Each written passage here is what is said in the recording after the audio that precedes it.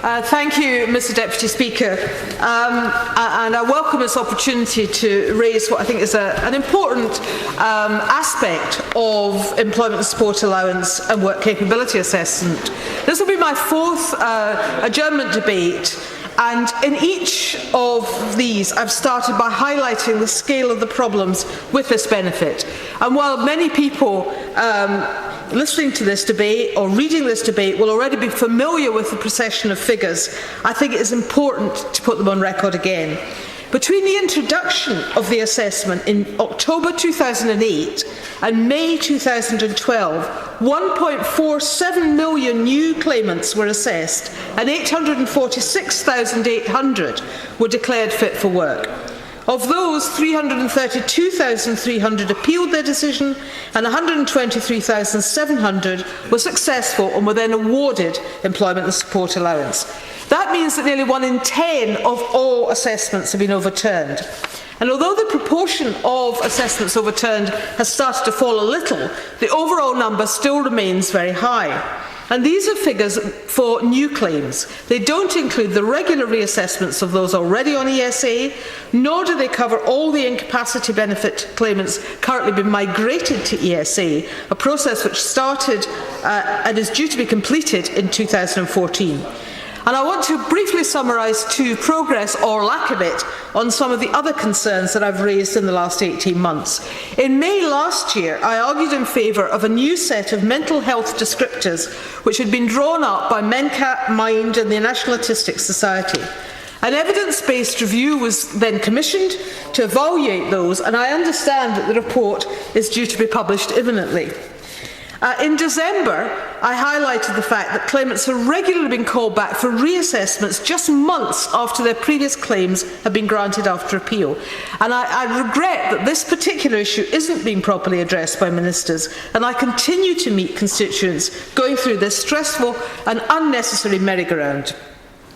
Just before the summer recess, I secured a commitment from the Minister to inform claimants that they could have their assessment recorded and to drop the time limits that were preventing this actually happening in practice.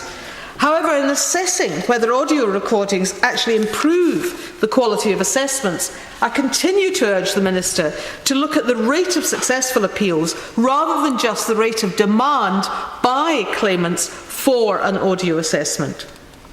And before I move on to the specific issue that I want to cover today, I think I have to highlight the announcement made by the Minister on the 22nd of July, where he admitted that some ATOS reports were so poor that staff are being retrained and additional providers are now being brought in.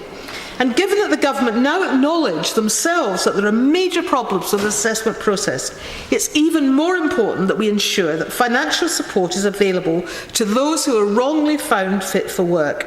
And this is what I want to focus on today. To put this into context, as soon as a claimant first contacts the DWP to claim employment and support allowance, they're paid it at what's known as the assessment rate, which is equivalent to job seekers allowance. And that lasts until a decision is made on their claim, i.e. they go through that first assessment.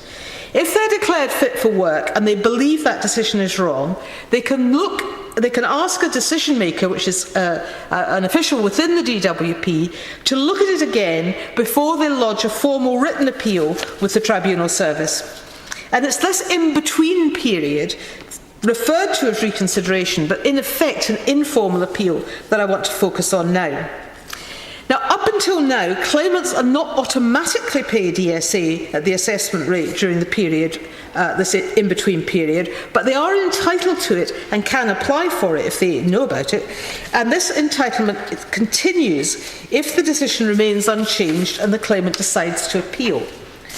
But following the passage of the Welfare Reform Act of 2012 and subsequent regulations, this is set to change. Claimants will have to apply for a reconsideration before they can lodge an appeal, and they will no longer be entitled to ESA at the assessment rate during this period. And the Minister's colleague, Lord Freud, admitted in the other place on 13th February that as a result of this change, there will be a gap in payment. Now, initially, this might not appear problematic.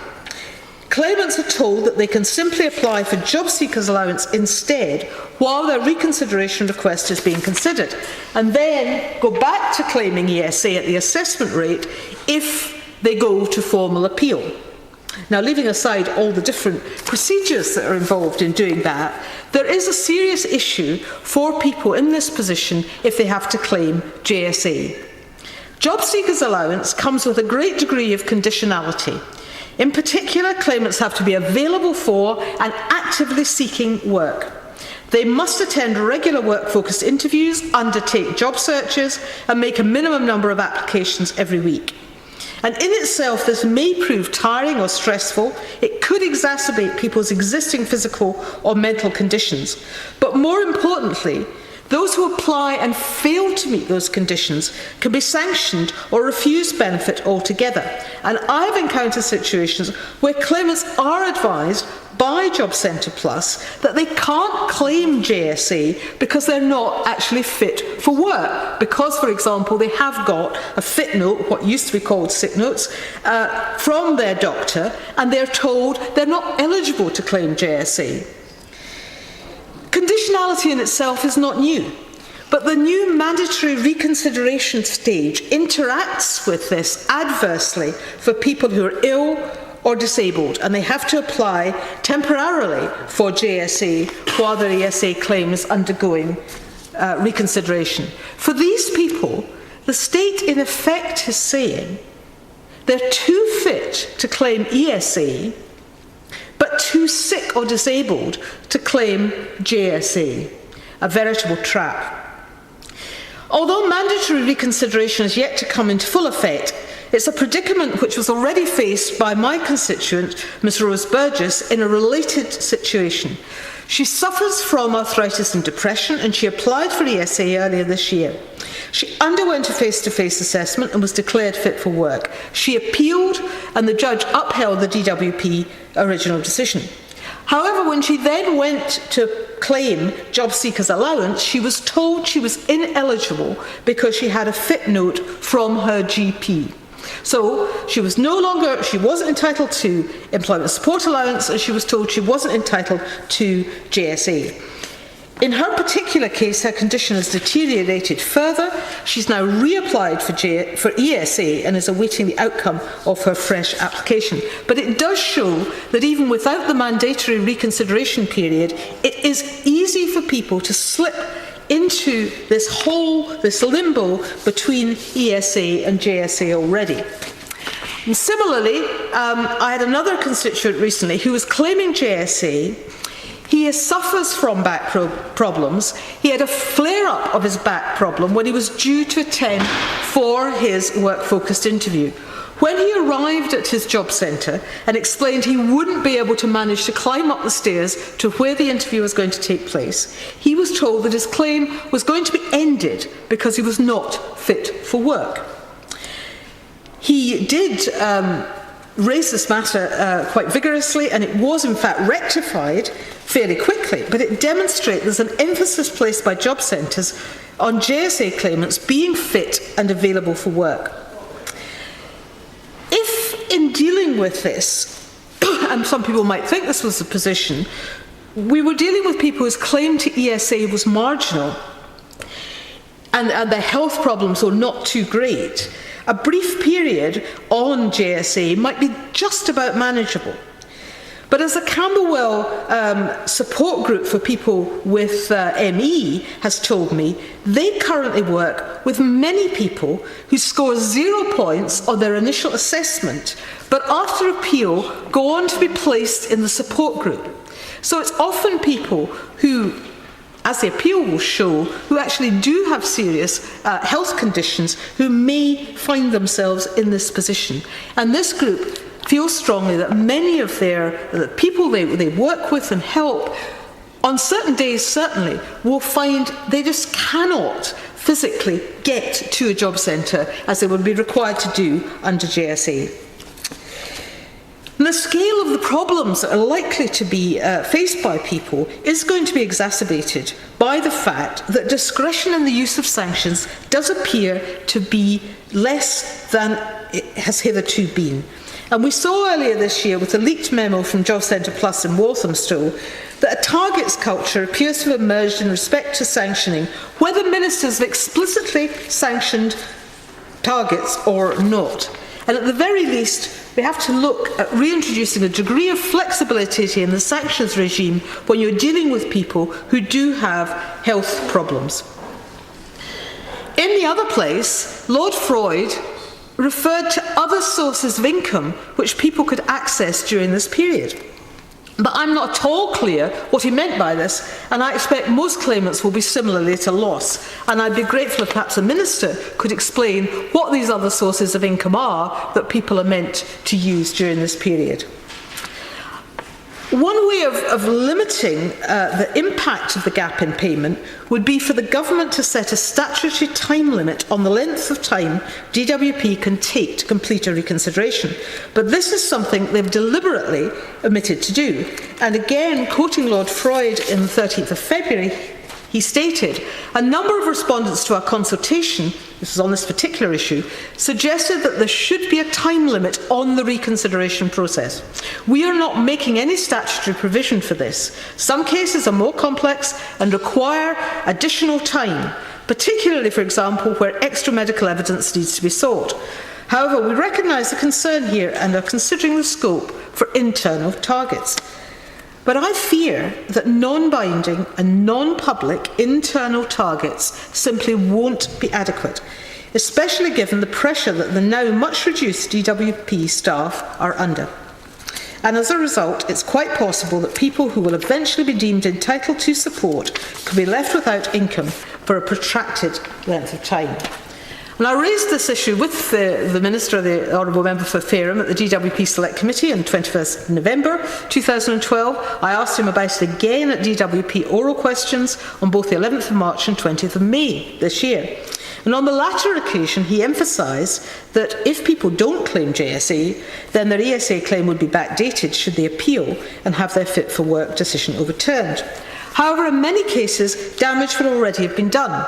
With no income during this period, people run the risk of becoming destitute. Many will have to rely on already stretched food banks. Some will be driven into the hands of payday lenders, amassing debts they will struggle to repay, even if benefit is subsequently reinstated. So in concluding, there are a number of things the Minister could do to address this issue. At a minimum, it would be helpful if you could provide the House with some information. First, to confirm exactly when the new system of mandatory reconsiderations is going to start. Secondly, what the alternative sources of income are that apparently people would have if they can't claim either ESA or JSA. And thirdly, what sort of internal targets he's set to introduce on the time taken for mandatory reconsiderations. But going beyond merely updating the House, I believe there are several changes that would help to alleviate the worst effects of this policy. One example would be to introduce a degree of flexibility into the sanction system so that ESA claimants declared fit for work and having their claim reconsidered are not subject to normal JSA sanctions. Alternatively, the Minister could put a statutory limit on the time DWP can take to conclude the reconsideration process. But the one thing that would resolve this issue entirely would be to amend the regulations to allow ESA claimants to continue to receive ESA at the assessment rate during the reconsideration period. Otherwise, many people whom the state will later conclude should not be forced to be available for work will be required to claim a benefit that explicitly requires that they should be. And many people will end up without any support from the state, being too fit for ESA, but too sick or disabled for JSA. Minister. Thank you very much, Mr Deputy Speaker, and let me thank the Honourable Member for Edinburgh East for two things. First of all, for raising the topic of reconsideration work capability assessments, but also letting me see in advance her speech, which I hope will enable me to give answers which I believe answer the point she's raised, but she may not be satisfied, but doubtless she'll come back again if that is not the case. Now, the Honourable Member is interested in how the new mandatory reconsideration process will affect ESA claimants who are found fit for work. In this regard, I tend to address her main concerns on length of time it will do to do a mandatory reconsideration and the availability of JSA